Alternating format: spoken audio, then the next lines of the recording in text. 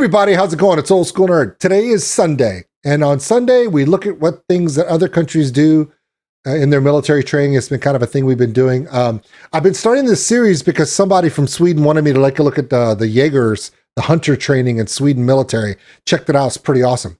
Then we checked out some stuff with the UK's para regiment. That was pretty awesome. And then I did this video about combined arms training for Sweden. And because I did that, some people from Norway and some people from Finland are like, hey, what the hell? What about us? And I was like, you're right. What about you? Here's the thing. Arctic combat. I know less than nothing about that. Why? I'm from South Louisiana in the United States. We don't even have a winter at all. In fact, our summers, most of these guys would burst into flames. Today, we're going to Norway. Yes, this one is referred to as only 1% will make it, Arctic Elite Military Force from Norway. Now, here's the thing. I've been learning a lot about the different Arctic warfare groups. Basically, there are literally, I want to say there's like really 6 countries that specialize in Arctic cold warfare. Of course, there is Russia. They got a lot of it. Canada, they got a lot of it. The United States, we have some, Alaska and our northern plains, fair enough. Okay, but when you think about Arctic warfare, you think about the little 3, which are technically the big 3, Norway, Sweden, and Finland. Now, Finns, I think we're going to do Finland last, and I'll tell you why later, but basically from what I've heard is, by doing just a little bit of research, and remember, I don't know anything about Arctic warfare. Russia is just Arctic warfare just because of the immense amount of Russia that is above the Arctic Circle, and they have a lot of investment in that because of the amount of expanse of the country that is in that area. Of course, the United States and Canada have Alaska, and because of the Cold War, the United States had to put a lot of investment into Alaska's defense because strategic. Canada, they got to watch the Arctic Circle. Basically, the North Pole is in Canada. I don't know why, but it is. And then also, Sweden, Norway, and Finland, they got to watch their part of their Arctic Circle as well. Norway, on the western side, has a lot of coastlines, fjords, and technically, they go further north than Sweden does because they can do that little wrap around the top. And their soldiers are outstanding because they have a particular scope, both from the water shoreline and the fjords into the mountainous areas of Norway, which are very rugged, very difficult terrain. Then you have Sweden in the middle of Finland and Norway. They have a unique perspective of, from the west, they have their brothers and sisters in Norway to protect them. On the east, they got the freaky Finns holding off the Russian aggression that has occurred, not just now. The Russians have invaded Finland quite a bit, and we're going to talk about the Finns after this, but Sweden was in a unique perspective where Sweden has brothers next to them on both sides, but what they've done is they've learned that even though mostly they're a neutral country for the last many decades, the century and a half where they've been a neutral country, their development of technology in artillery, equipment, design, aircraft, logistics, communication, they've really taken the forefront of technology in aid of their brothers and sisters to the right and to the left and the right, the east and the west. And technologically, they're one of the most advanced militaries in the world for their size. And because of that, they're really outstanding at what they do. The Finns, well, that's just a completely different situation. The Finns, we're going to check them out next week. Apparently, there's an acronym that I have. It's hashtag DFWTF. And it means don't fuck with the Finns. Because they've been invaded so many times, similar to Poland, so many times from an Arctic warfare perspective. To them, it's not a theory. It's happened so many times, they consistently are preparing for it. And it's a philosophy they have, which makes them a little scary. So that's interesting. We're going to find out more about that next week. But this week, it's about Norway. We're going to go check out the Nords. Let's see what the Norwegians are doing, how they do it in one of the most unique landscapes in Arctic combat, where you go from the fjords and the oceans directly into the mountainous regions and bitter, bitter cold temperatures. This one's 21 minutes. We're going to sit back and relax this together. My name is Old School Nerd. I have no idea. I am a U.S. Army veteran, modern training techniques, and also service pre 9/11 in medical evacuation and special operations. However, the stuff they do in the Arctic stuff, very little training for me. I never deployed in an Arctic or cold weather environment. I am fortunate. I don't even like the snow. Sorry, it's not me. Here we go. See, that looks so cold, so bitterly cold. Let's do this. The world's best Arctic fighters. The Norwegian Reconnaissance Squadron is an elite force only a few people would even consider. The Norwegian Reconnaissance Squadron has won the Joint Exercise Evaluation in Arctic Combat the last 3 years running. However, they didn't win by a lot.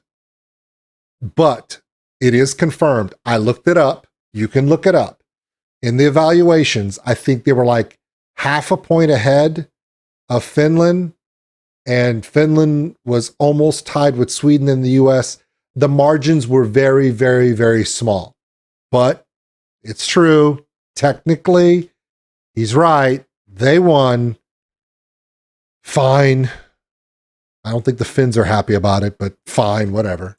Out of those who do, only 1% make it through their selection. These guys are specialists at operating behind enemy lines. Who repels a snow machine? Who repels a snow machine? Snowmobile. What are we going to do? We're going to repel that. Why? Why not? For long periods of time. They're trained to go unnoticed in any terrain and to be completely independent. They're also the Norwegian force's best climbers. And just to give you an idea of how tough this unit really... I think that's one of the things in the climbing competition. Norway was like first by a lot because, like I said, their terrain, Norway's terrain is one of their best defense. You notice how, okay, remember I mentioned all the Arctic cold weather forces are all in the northern hemisphere. Chile and Argentina at the very tip of South America also is very close to Antarctica, and they also have bitter cold. But the terrain of Patagonia and southern Chile is so inhospitable in the winter. Basically, they're like, invade us if you want. It ain't going to work out for you because the mountains there are so impassable. And in winter, just they don't really have to defend it too much. But in this area, for the North America, for the northern hemisphere, the Nords have a unique perspective of terrain. They go from ocean to craggy mountains like this. Their mountain teams are second to none. In the mountain evaluation, it was the Nords, the Nordic forces from Norway. Behind them was America, and then I think Canada, and then Sweden and Finland were behind that. But they were like so far ahead in the mountain exercise portion that they have the best climbers in the world. Cold weather climbers in the world. Even our 10th mountain couldn't, no, they were like, they're just another level. And it's because of Norway, because you have to. They have to be willing to say, we're going to climb straight vertical. Like, why would you repel a snowmobile? Like I just said in the previous little section, because they have to. It's not a lot of flat ground, at least up there. Is. Earlier this year, they went on a mission where they spent 44 days outside in down to minus 30 degrees in some of the harshest Arctic conditions you can imagine, without any supplies and without being told how long the mission would last. This is a screened unit, meaning their identity has to remain a secret, and no media has ever been allowed in, not until now, as I'm about to join the world's best Arctic fighters on a mission above the Arctic Circle and behind enemy lines. Now, why are these members secret? Well, it's similar to the SAS in Britain and similar to the Delta Force in the United States. Those are select units. You don't apply, they select you. They come, they find you, and then they evaluate, and then you're allowed to go through the selection process, which I don't even know what that is. Nobody does. Any video you see on YouTube that says, this is the Delta Force training and selection process, is made the fuck up. The D-Boys, that whole situation is off grid. That is completely, just forget it. There's no There's nothing publicly available. It's just not going to happen. And the reason why these groups are the same way is because if you're in the Arctic Circle or you're in this type of environment and the United States needs something, or Britain needs something, or Norway needs something done in that environment, those are the guys you call. They're the best at that sort of combat in that condition. I would even say that the SAS and Delta here in the United States and certain combat units around the world, specialty combat units from any country, if they're like in Norway, yeah, call those guys, because that's what they do. That is literally, they're the best at that. Obviously, Delta Force is the best at kidnapping a dictator from his hotel room in the middle of the night without losing anybody. You know, the SAS is known to go anywhere at any time and do whatever they want, you know. But when it comes to cold weather, apparently, yeah, these guys are the Delta Force / SAS / you name it of Arctic warfare. It's crazy. Now, how much of this is real? I don't know. But it sounds like when you say, even if the video is very isolated as to what they can show us, the truth is still evident. These guys are legit as hell. How do I know that? Because I can't do any of the things they do. I don't even think I could do anything they do on flat ground in August. Okay, Magnus, welcome to Norwegian Military Intelligence Battalion. Today you are going to visit the long-range reconnaissance squadron, the LRPs, and do a mission with them. A climbing mission, I've heard. A climbing mission, a bit different from... The LRPs? The LRPs. You know we have a thing called LARPs? My dad was a LARP in Vietnam. That's off the book. These guys walk around Norway and nobody knows who they are. They walk around, they go home. There was this guy is obviously a general. He's the public face of it. He's not going out on these missions, but he's like, this is Norwegian Special Tactical Intelligence Squadron or Regiment. And he's like, yeah, this is our team. What are they called? Can't tell you. Who are they? Nah. Don't ask them their names. They're not going to tell you. This is Bob, Bill, that's Chuck over there. Not even their names. Not even their names. From what you are normally doing, and I guess when we get you geared up, it will be odds even. Your patrol has been tasked to support the rescuing of a downed pilot behind enemy lines. The pilot, his last known position is in the area of East-Tindan. Here. So the mission is to rescue the pilot, who should be somewhere in the area of East-Tindan. We'll be transported into enemy's territory by car, where we get dropped off and have to make our way up the mountain as quickly as possible and unnoticed by the enemy. As soon as we have the pilot, we'll call for a helicopter to come fly us out. Questions? Okay, so you're wondering, okay, so the United States lost an F-15 the other day, right? Last week, they lost an F-15, got shot down behind enemy lines. And you can't just send a medevac helicopter to go pick them up because that helicopter gets shot down. So how did they get the guys out? They rescued both pilots. How'd they get them out? If you're the British, is it Royal Marines, Special Tactical Unit, Special Squad? Is it the U.S. Marines, MARSOC, a Special Reaction? Is it the United States Air Force, Parajumpers, Special Rescue Unit? Is it Delta Force? Is it the SAS from the UK? Is it some sort of special SEAL team? Here's the thing. Do we even know? No. Do all these different countries and branches and different scopes of military units have different tasks where this can be done? Yeah. Are some of the baddest people on the planet Air Force para-rescue jumpers? Yeah. In the Air Force. You don't mess with those guys either. This is the Arctic version of that. It's bananas to me. Absolute bananas. No question. The guys will take care of you.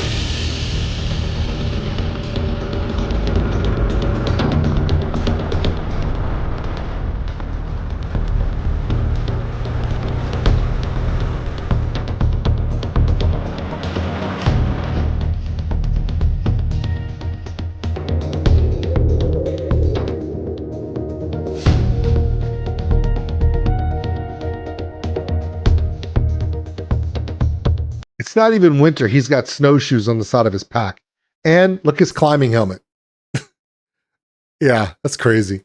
Should I be aware of the surroundings?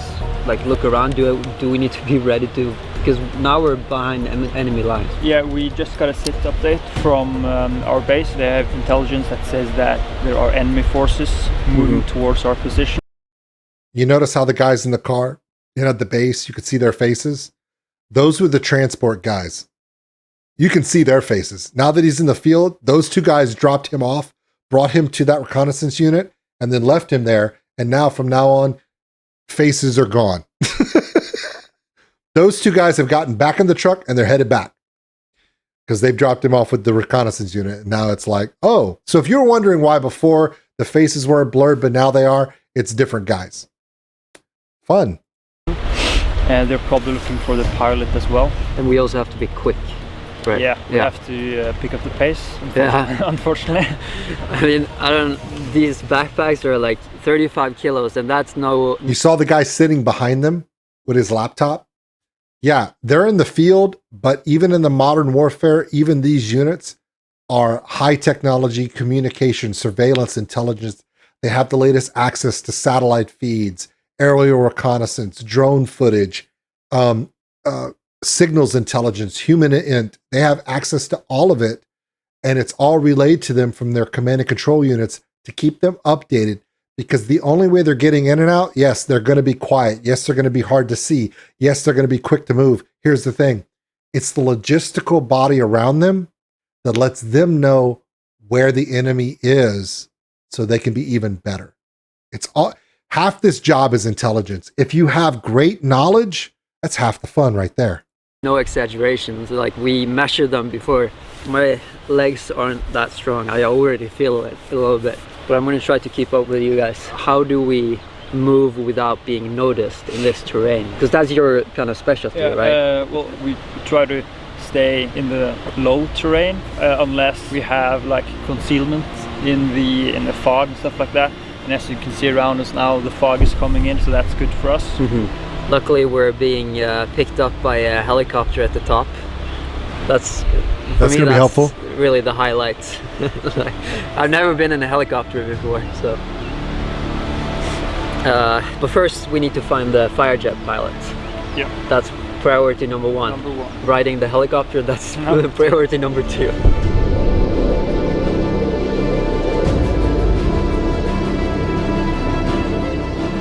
These guys have like a crazy high pace, and I've been told that I should look for enemies to the left. So the guy in the front, he's looking straight ahead. I'm looking to the left. The guy behind me is looking to the right. But I'm too out of breath to even feel like. He's like, look, I'm trying not to pass out. He's at altitude. He's obviously fit, okay? But there's a different level of fitness. It's just, these units, whether they're set for rescue, reconnaissance, intelligence gathering, sneaky black ops stuff, it's a different type of human. It's just, it's hard to contemplate how tough these guys are. My sight is kind of blurry, but it's really exciting. If we keep this pace for much longer, I have to ask them if we can take a little break. The Firejet pilot needs to wait, otherwise I'm gonna die on the way up here. And it was crazy. We left like 1 a.m. didn't sleep at all. We were supposed to sleep for like an hour, but I couldn't fall asleep, and we have very little food with us, and we're just gonna try to do this as quickly as possible, get in, get out. And these guys are crazy fit, and we're soon about to get our harness on and start actually climbing, and I think that's going to be really spectacular. But it's a very different climbing that I'm used to. These backpacks are around 35 kilos, so that's about half my body weight, and I don't know how I'm going to climb with that, and also with boots.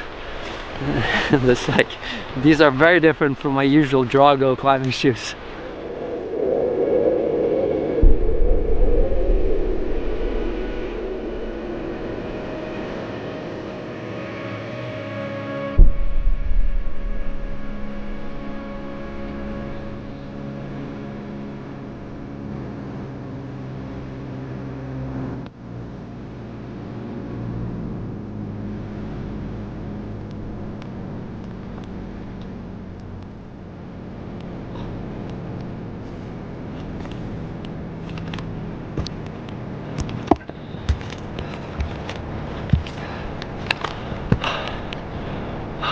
I live at sea level.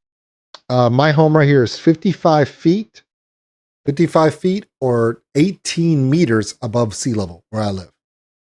Just to stand where he's standing, just to stand there would be hard for me to breathe. I don't even know how they're doing this. It's ridiculous to me. I've done a lot of hard shit lately, but this is hard in just a different way. Just never ending. We've been hiking for hours. We thought we were at the top and we were just halfway. So the last few hours we've just been hiking, but it's super hot right now. Running low on water. But now it looks like we're gonna climb the ridge finally. And I've kind of stopped looking for enemies, to be honest. I just feel like, yeah. Just freaking shoot. If you see me shoot me so I don't have to walk anymore, please. So I'm not focusing on myself right now. Need to save the pilot. I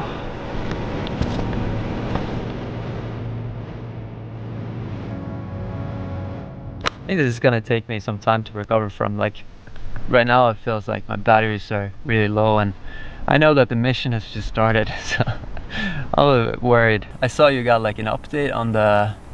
As of now, the entire Operation Meatballs, is depending on... Operation Meatballs. Who made that name? Might have been me. It's critical for us to get to the pilot as soon as possible. As you can see in front of us, we have a really narrow and steep ridge line. That's our only way through. It's super exposed. We're exposed to like the... This is why they're the best. Arctic, mountainous, severe terrain, the Nords are the best. Technological, those long Orion patrols where you see Finnish, Swedish, and Norwegian combined units do these Orion patrols in the far north. Yeah, the Swedish technology, their doctrine and their communications and artillery and all their equipment is next to none. And then the psycho Finns over there to the east. Telling you, there's a reason why really nobody messes around with the Nordic countries. Yeah, they're small. Yeah, they're fairly passive and they're fairly happy people. But some of them are superheroes. They're like the Justice League. They're like the Justice League of not America. Elements, rocks and stuff, but also from being spotted by the enemy. What happens if we get like shot at during our climb? Do we what is it called? Return fire? Or yeah, we will shoot back. Shoot back, okay, yeah. And because we're pretty vulnerable on that ridge. It's gonna be a shitstorm if we get in contact on the ridge. Yeah. We've divided like one full rack with all the pros, so the nuts and the cams. So these are the logistic guys. I'm assuming these guys came with him. These are guys from camp. They're not the same as the reconnaissance guys. These are probably his logistical support guys that are assigned to him to help him with his safety, his stuff. They're not the reconnaissance platoon the reconnaissance team has to focus on their stuff. I'm assuming these two guys, they're not hidden. They didn't go back. They're with him. They're there for his safety, to get him off the mountain if he has to quit, but also to make sure, probably for him and the cameraman. These are the two guys responsible to make sure those two civilians come back alive. It makes sense now. I was like, how are they doing it with the cameraman and him? So those guys did go. Those are the two guys from the main camp in the truck. So they're there. They're not part of that team because they're not, identity's not hidden. But yeah, they're obviously for safety and recovery just in case. So yeah. We're gonna go as a 3. Yeah. Is it a climbing helmet? So it's we have another helmet, kind of similar, which is made for ballistics. Okay. So it's really heavy. Yeah. But this one is a more lightweight one. Yeah. The first person goes in front with all the protection, and then... So there you go. Jorgen and Evan are leaving the unit and don't have to be blurred anymore. So they're done. You as the second person will take it out. Yeah. And then... So we're not belaying each other. I think it's going to be new to a lot of people watching this type of style. So basically, if one of you fall, I have to go low, right? And make sure if we fall on one side, that kind of you basically have to fall on the other side. Well, that's the kind of, you have to have a pretty quick reaction, like, was it left, was it right, and then you just have to do it. Yeah, and you'll see afterwards, like, maybe not using this these kind of pros. Yeah. But just using natural, just rocks, whatever you have, trees, Yeah. and just put the rope in between. Yeah. Also the harness is camo. That was pretty cool. Never seen that before. And we're gonna climb with the backpacks, so that's what's gonna make it really challenging. I mean, this route isn't gonna be that hard in itself. We're trying to go quick, and we're trying not to be noticed, you know. So, I mean, it's a different way of moving. When we get down there, we call for the helicopter. How long does that usually take for the helicopter to come? Since there's a lot of enemy in the area, then it's a bigger operation, so they need multiple planes to kind of suppress the enemy before they can bring in a helicopter, which is an easier target. Yeah, so they first have to suppress the enemy's air force. And then they can come in and save us. Yeah. No, and what do we do if we don't get a helicopter? It wouldn't be the first time it happens. So you always plan for an emergency plans. So you always have kind of escape routes and different kinds of pickups. Yeah, but the pilot is, I mean, he's worth more than us, right? This guy is really worried about getting on a helicopter. That's all he's thinking about. I want to get on the helicopter. That's why he's talking about it so much. End of the day, if the LZ's closed or there's no visibility or there's too much air action, you got to hump it out. There's alternate ways to get out, but yeah, you want to air medevac, but sometimes that's not always available. He's just like, please get me on the helicopter. I get it. I wouldn't even get that far. I would barely get off the road. This guy's like, okay, so how long is it going to take for the helicopter to get here? Dude, we're not even there yet. Calm down. Because he's... Yeah, so the education they get, and they're jet fighter pilots, so it's a very cynical way of looking at it, but that's how it is. They're kind of pushing the 5 of us to help get him out. Yeah, and that's our mission. So we just have to follow the mission. Follow the mission. Yeah. That's crazy, man. That is so crazy.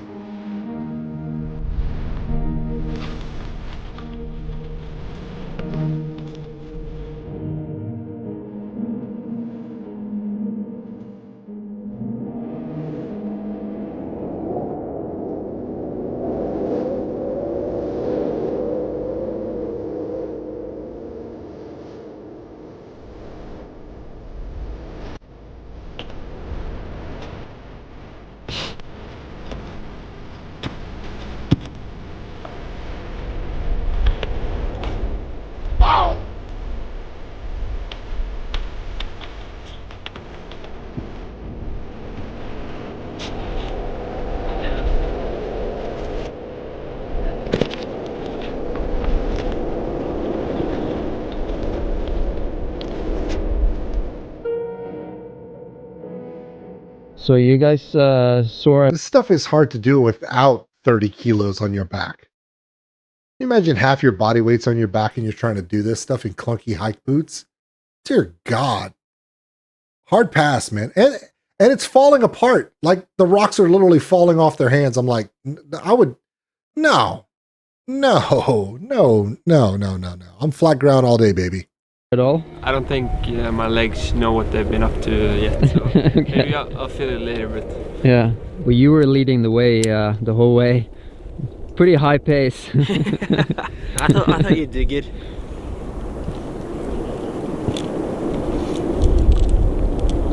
Begynn å prate.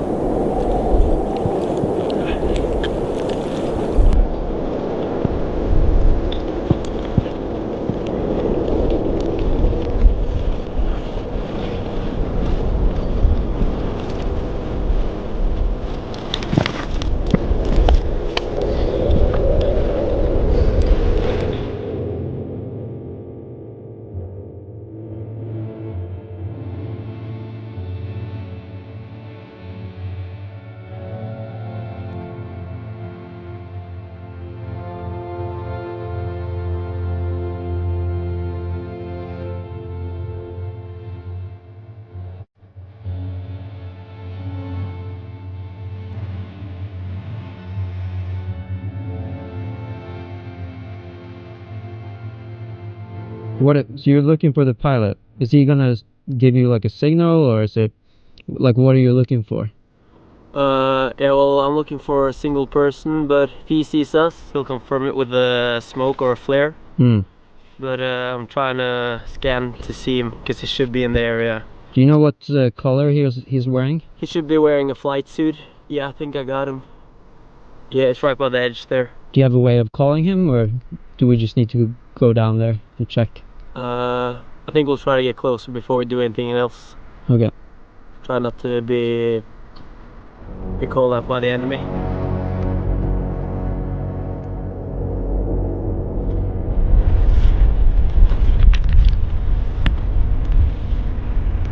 Once went the glacier, so white.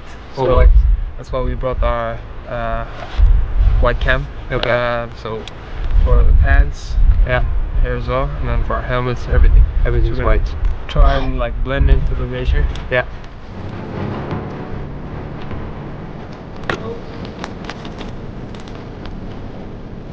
So what's the plan now? The guy is up there, right? The pilot is up there somewhere. We think we saw something up on the other ridge down up there. Yeah. So We just got a report about increased hostile activity in the area. yeah. So we have to be extra careful, right? So we're gonna switch to the white clothes. Yeah, so the white cams, Mhm. top and bottoms, Well, I guess we have no time to waste. no time to waste, so Yeah. let's get changed.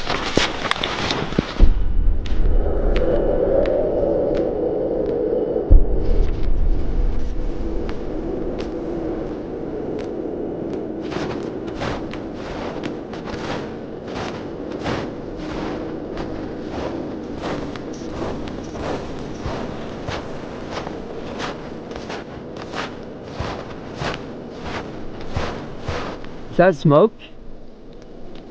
That's him. That's the pilot, right? Yeah.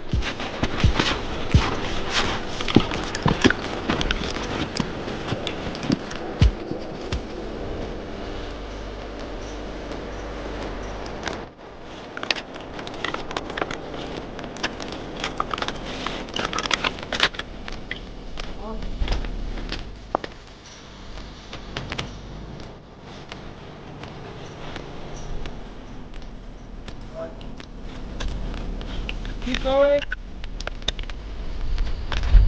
Safe.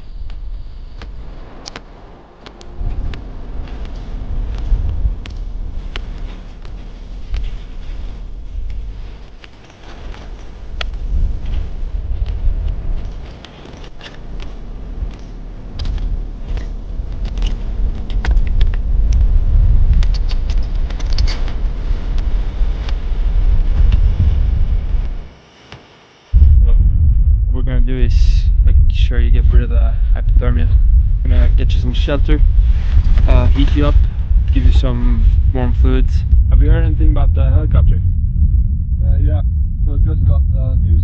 The air forces did not manage to suppress the anti-air, so there will not be helicopter for us.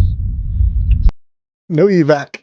So we have to make the way down our... So now they're going to have to get the pilot stabilized, warmed up, stop the hypothermia in the shelter, get him set up, and then work on their alternate evac, which is a manual egression down the mountain. Oh, this got better. Ourselves. Yeah, we need to walk down ourselves. So we need to get down very fast. Oh man.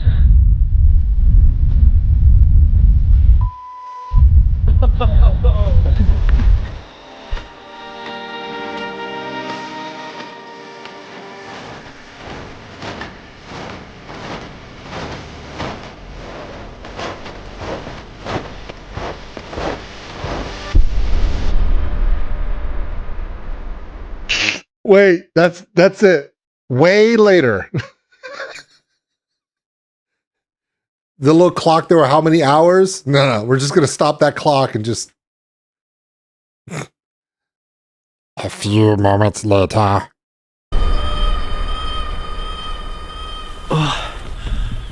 Finally. We've been walking on snow for hours. 33 hours? 33? Holy crap. He was like, this was such a bad idea.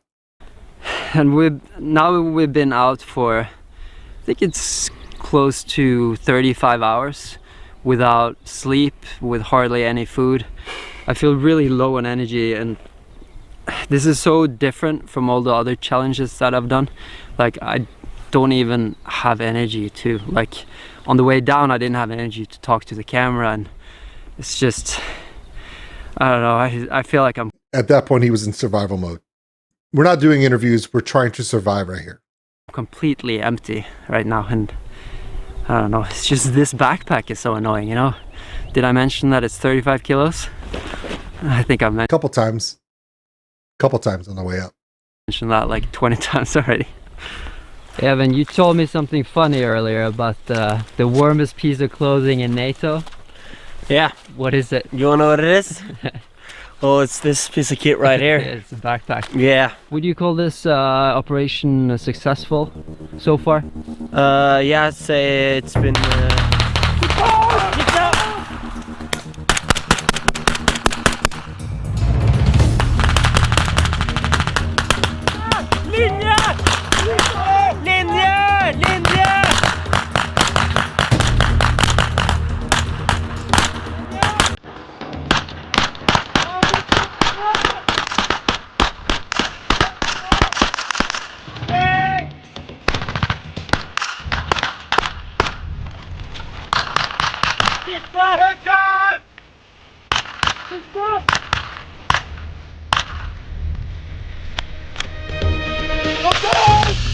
They are moving with 35 kilogram backpacks. Theirs are probably heavier than his, probably closer to 40. And they're moving around very quickly. They're not even dropping their they're not even dropping their rucks. They're like keeping their rucks on them. Why? Because they're not going to put them back on. They're going to keep moving. They're going to fight like that. Normally, first thing you do in a combat situation is you drop your travel gear so you can get tactical. These guys are going to be tactical in their travel gear. They're gonna have high marksmanship ratings while wearing full travel ruck. No, they've actually have the videos where the guys that were in the training, like Delta Force and some of the upper level MARSOC units and upper level naval units and stuff, where the guys will like literally at a sprint run, their weapon is like dead even, and they're at a full sprint run and they're firing for accuracy. It's like, wow, they just train constant. It's another level of combat. It's another level of just unit. The training is insane. The standard is incredible.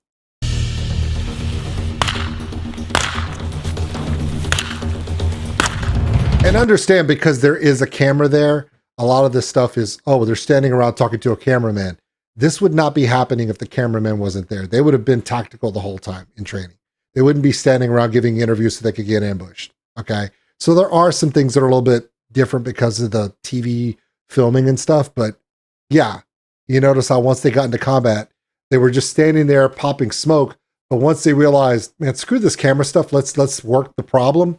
You see them start tactically maneuvering each other while in full ruck load. It was just like, how are they running and just maneuvering around rough terrain under fire, returning fire with accuracy, fully rucked? It was hilarious. It's just hilarious to me.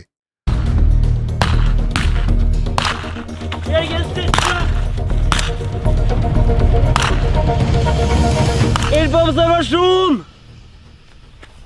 Even siste. Did you guys know that we were gonna get shot at today? Or was that a surprise? It's always a surprise. I mean, you never know if you're gonna meet enemies. When you get tired, on your way down, coming from the mountain, or you're going to your pickup point. Yeah.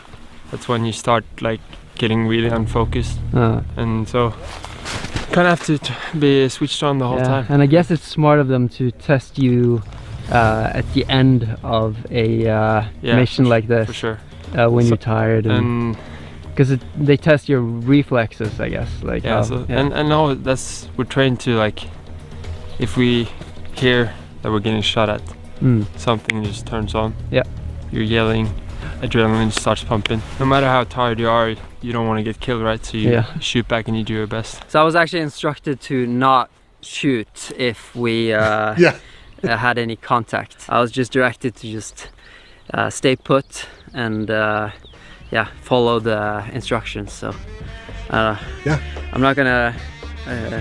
definitely not gonna look like a hero in that shot. Yeah, we saw that shot, dude. Didn't even have your hearing protection in. No, I was just like, holy crap. And those were all blank shots. They weren't even full loads. Those were covered. So the muzzle flash and audio was probably about half. But it was still loud. I mean, but he was my hero. Well, you know what? You know what? I'm sitting here making fun of this guy about him. Hero in that shot. I know I'm making fun of him right here, and I shouldn't. You want to know why? I wouldn't even get that far.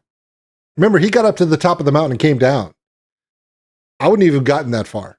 I wouldn't have gotten far enough to lay down and put my fingers in my ears. So, kudos to you, buddy.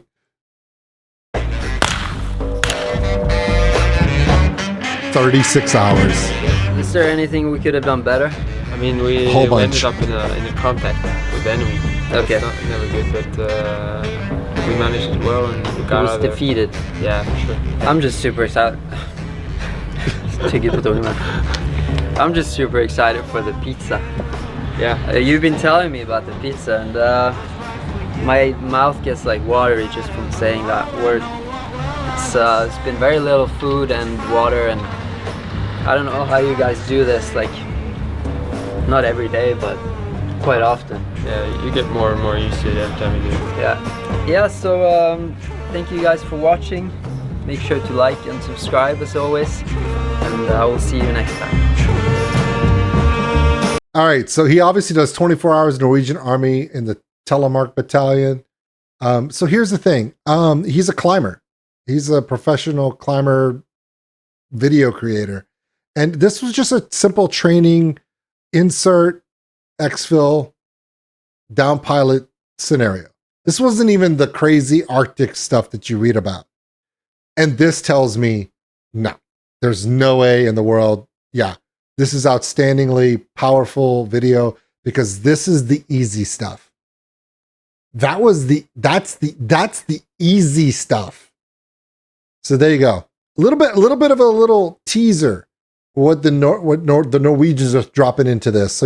So yeah, their mountain Arctic reconnaissance, rescue, surveillance, intelligence gathering patrols are considered the best in the world because of that element of their terrain that they deal with constantly. It's a great video. It is just a little bit of a taste. I want to know more. We saw that video with the Orion Patrol, which I loved.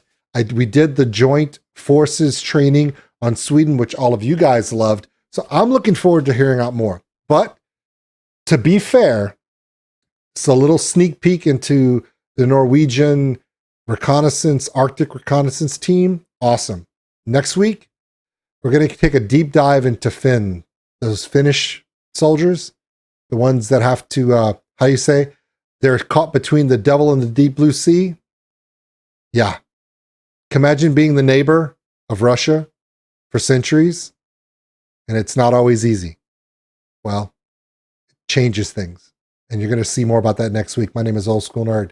I hope you enjoyed this with me. It's been crazy to see. I'm a flat ground, warm weather kind of guy compared to these guys, and that was impressive. We'll see you next week. Everyone have a great day. Thanks for watching, everybody. And if you enjoyed this video, give us a like. It really helps the channel grow. Also, if you want to subscribe, right over there. A big thank you to all my Patreons out there for everything you do. And if you want more content like this, check them out above. Remember, love one another, take care of each other. We're all stuck on this mud ball together. We'll see you later.